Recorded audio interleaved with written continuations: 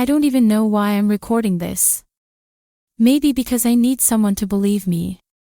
Or maybe because part of me hopes he'll see it. I'm sitting in our bedroom, my bedroom now, I guess. His side of the bed is still untouched. Pillow fluffed. No imprint. Like he never existed. But he did. And I ruined it. His name is Evan Monroe. My husband. Or was. 3 weeks ago, he vanished. Just vanished. No phone call. No credit card activity. No messages. No note. Not even a slammed door. 1 minute, he was here. The next, gone. And the worst part. Everyone thinks I did something. I don't blame them. I mean, I did do something. But not what they think. I didn't hurt him. I didn't kill him. I didn't drive him into a ditch somewhere off the highway. I cheated on him. That's it. That's my sin. That's the weight I carry. It wasn't a mistake, I wish I could say that. It was a choice. One I made with eyes wide open and a heart half closed. I told myself it didn't mean anything, that it was just a moment. Just attention. Just escape. But Evan, he found out. I don't even know how. There wasn't a confrontation. No screaming match. No accusations. He didn't ask questions. He didn't cry. He didn't even pack a bag. He just evaporated. The cops keep asking if he had enemies. If we were fighting. If he seemed depressed. But Evan wasn't that kind of man. He was quiet. Gentle. The kind of person who leaves a room better than he found it. Except this time, he left the room and took the air with him. My family doesn't call. His parents won't speak to me. My own best friend said, maybe this is your karma. And maybe she's right. But here's what's tearing me apart. If he'd yelled, if he'd begged me to explain, if he'd even slapped me across the face, I could understand that. But silence. Silence is what's killing me. Because silence means he's still in control.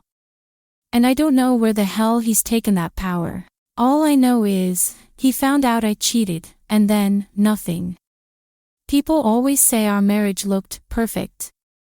We were the quiet couple at dinner parties, the ones who held hands without thinking, who shared glances across the room instead of finishing each other's sentences.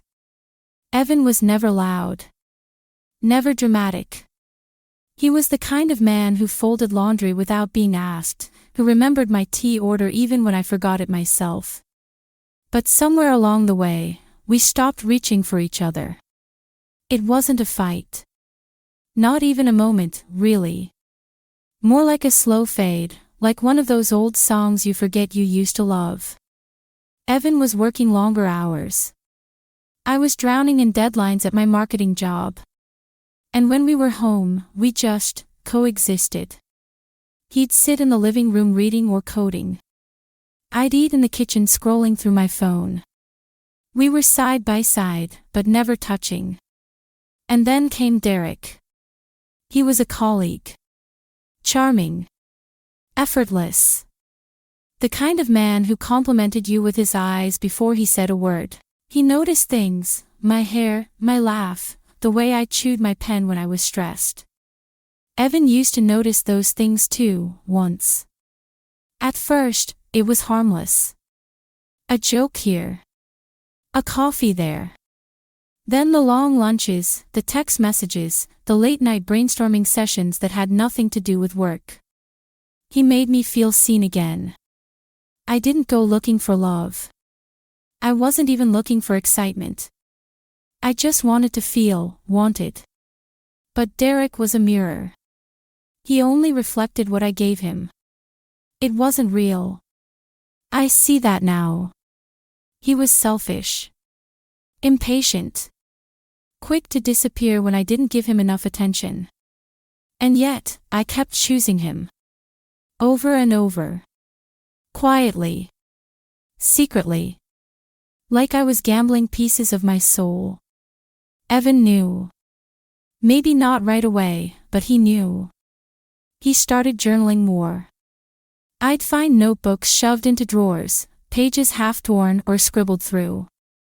He began staying up late, staring at his laptop, or just staring. He'd miss dinner. Some nights, I'd wake up and find him on the couch, eyes wide open, as if he'd never slept. But he never said a word. Not once.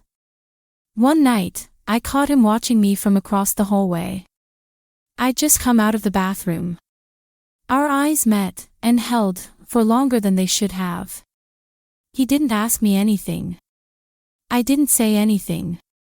And that silence, that was the beginning of the end. I came home on a Thursday. It was raining, one of those soft, moody rains that makes everything feel like a movie. I walked through the door, dropped my bag, kicked off my shoes like it was any other night. Then I saw his laptop. Open. On the kitchen table. And the screen, lit up with a Gmail inbox. My inbox. He'd read everything. Emails. Attachments. Screenshots. Every thread between me and Derek, laid bare like open wounds. I froze. My mouth went dry. My heart didn't race, it stopped. I called his name. Evan. No answer. I checked the bedroom. The bathroom. Even the garage. Gone. His keys were gone. But his toothbrush was still in the holder, his slippers by the door. A coffee mug half full on the counter. And on the dining table, next to the laptop, was a single folded sheet of paper. You made your choice. I'll make mine. That's it. No yelling. No accusations. No heartbreak speech. Just that. I stood there for 10 full minutes, just staring at it, waiting for him to walk back in. Waiting to hear the garage door rumble. Waiting to be punished, to be yelled at, blamed, hated. But nothing happened. That night, I told myself he needed air. A few hours. Maybe a day. That he was staying with his brother or sleeping in his car.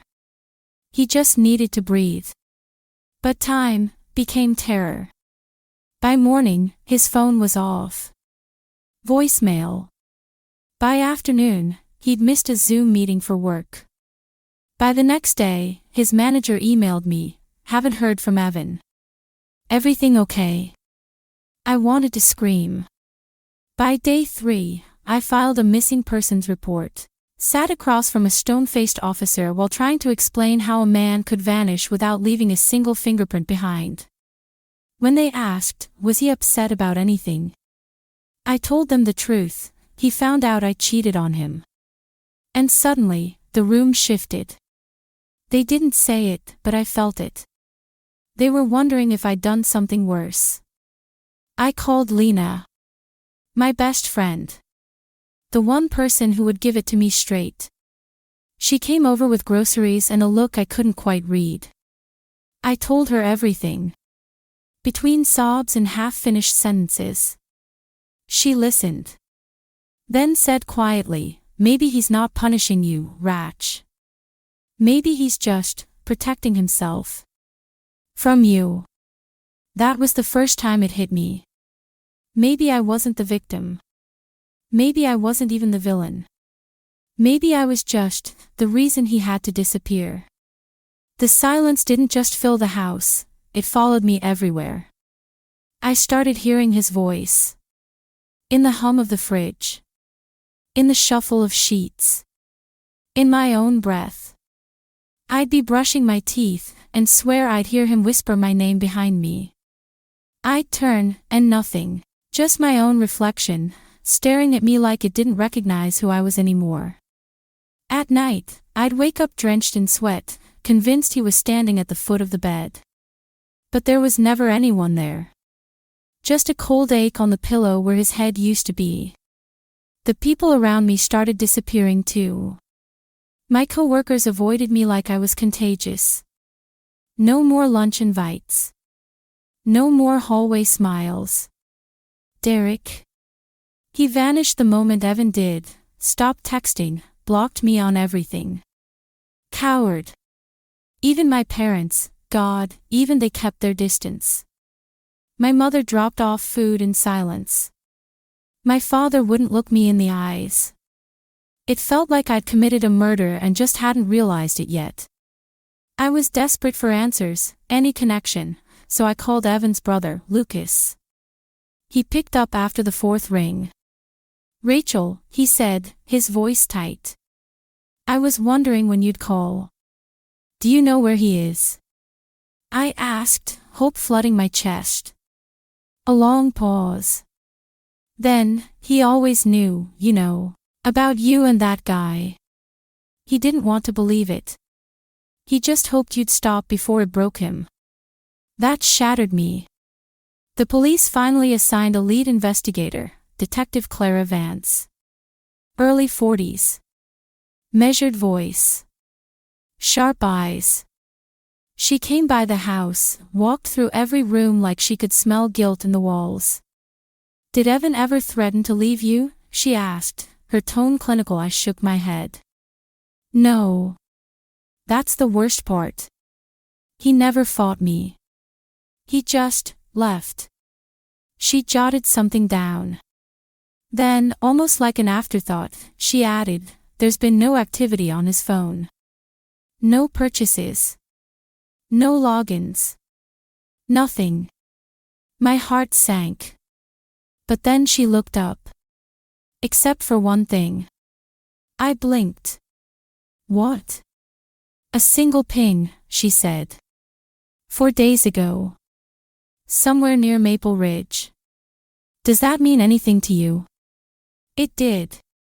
It was where Evan's family had a cabin growing up.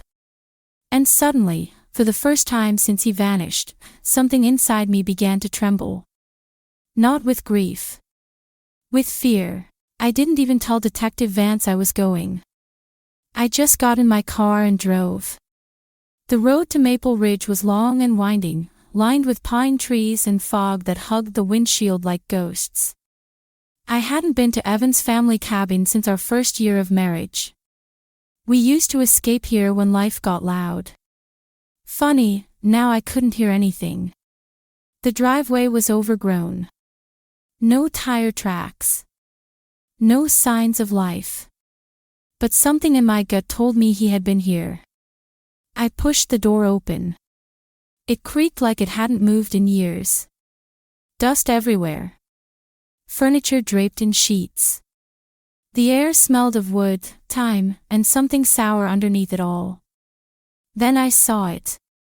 On the fireplace mantel, half buried beneath a stack of old papers, was a photo. Our wedding photo. It had been burned. Not completely, just the edges. Just enough to darken my face. His face remained untouched, clear-eyed, calm. I dropped it. My hands were shaking. I started searching. Drawers. Closets.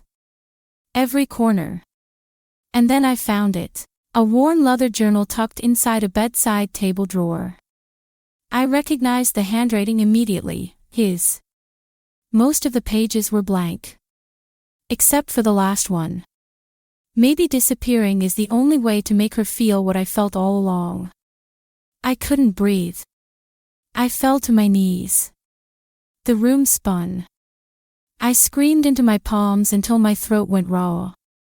All this time. I thought he ran from pain.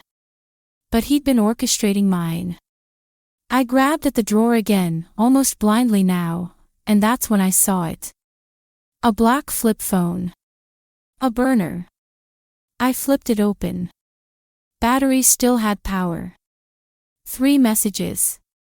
All from the same number. The first one, keys are under the porch mat. She won't come looking for a while. The second, no sightings. She thinks you're gone for good. And the third, the last one, sent just 2 days ago, she's breaking.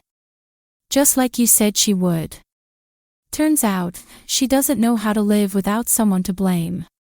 No name. No number saved. But I didn't need one. I knew that tone. That smug confidence. It was Derek. They had planned this. Together. Evan's silence wasn't just self-protection, it was a weapon. A psychological scalpel carved into the deepest part of me. I looked around the cabin. I screamed his name. I begged him to show himself. But there was nothing. Just the sound of my own breath, and the sudden, terrifying clarity that I'd been playing checkers in a game of chess I never even knew I was in. They say I had a breakdown. Technically, it's called acute stress disorder with dissociative symptoms. But that's just a clinical way of saying, my mind cracked open and swallowed me whole. I spent 12 days in a psychiatric facility. No sharp objects. No glass mirrors. Just white walls, soft sheets, and a silence that pressed against my ears like water filling my lungs. They gave me pills. Let me journal. Asked me how I slept, what I ate, if I still heard his voice. I lied. Because I still heard him, everywhere. Sometimes whispering. Sometimes laughing. Sometimes, just breathing behind me like a ghost that would never let me go. Lena visits every week. She brings crossword puzzles, hand lotion, little updates. Last week, she brought coffee and said quietly, still no sightings. No bank activity. No Evan. I nodded, pretending that didn't gut me. But inside, I felt like a glass bottle being dropped again and again, never quite shattering, just getting thinner every time. I asked Lena if she believed he planned it with Derek. She hesitated, then said, "Does it matter? He's gone. Derek's gone. And you're the only one still bleeding." She's right. The world kept moving. My world didn't. So now, I talk to a camera. Every night. Even here. They let me.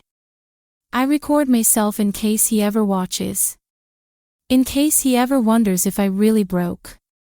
Tonight, I look straight into the lens, my voice steadier than it's been in weeks. I wanted to be punished. I just never thought he'd punish me with absence. I pause. Swallow. I thought the worst thing someone could do was scream, fight, betray. But the worst thing, the cruelest thing, is to vanish. To leave someone in the wreckage of their own guilt. To never give them the chance to say, "I'm sorry," or "I was wrong," or even just goodbye. I close my eyes. I betrayed Evan. I broke our vows. I broke him. And now, I'm the one left begging for closure. I lean forward, voice barely above a whisper. If you hurt someone enough, do they have the right to disappear? Do they have the right to become a ghost, and haunt you with the space they used to fill? The camera light blinks red. Recording. I stare into it, hoping maybe, somewhere, he's watching. And if he is, I hope he knows, he didn't leave me broken. He left me unmade.